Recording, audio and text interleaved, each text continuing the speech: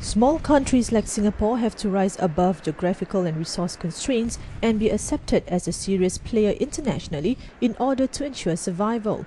To achieve this, Mr. Lee says that Singapore must be different from others and maintain a competitive edge. We have to try and forecast what are the countries that will help us grow.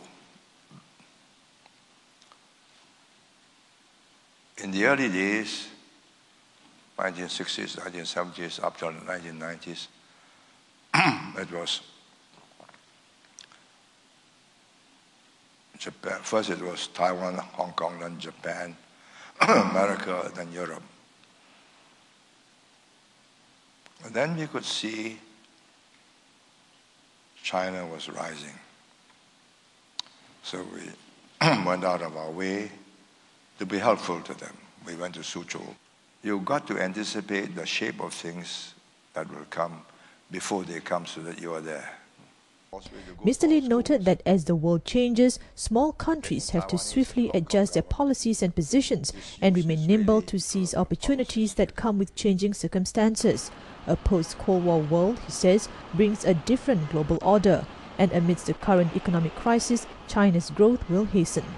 Their great advantage is not in military influence, but in their economic influence.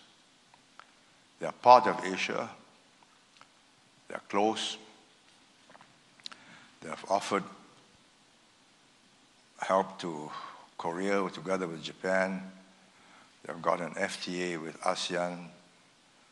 They've got special relationships now with India.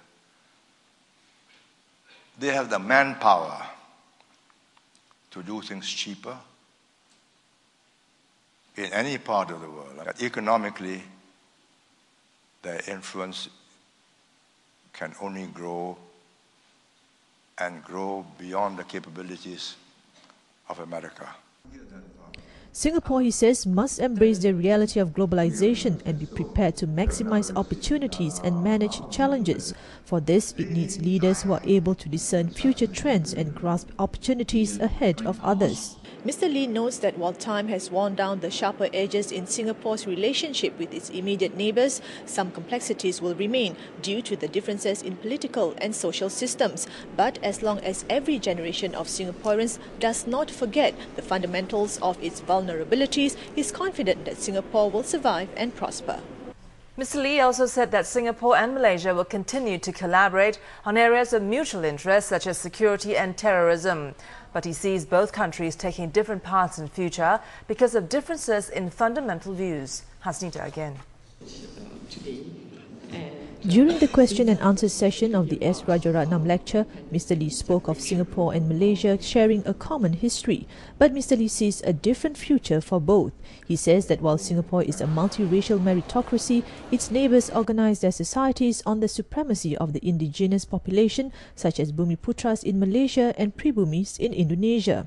As for Singapore, he added that although it's becoming an integrated society, the jury is still out whether it can remain cohesive under extreme circumstances. I'm not sure if we're put to the stress test, famine breaks out and you got to share your rice. Will you share it with your family and your clan, or will you share it with your neighbor who may not be of the same race? I'm not sure what the end result will be, because we have never been put to that extreme test, which is the final test. Mr. Lee noted that in its pursuit of improving its competitiveness, Singapore is always raising the benchmark in areas such as cleanliness and efficiency. While it may make some countries uncomfortable, it's ultimately good for the region.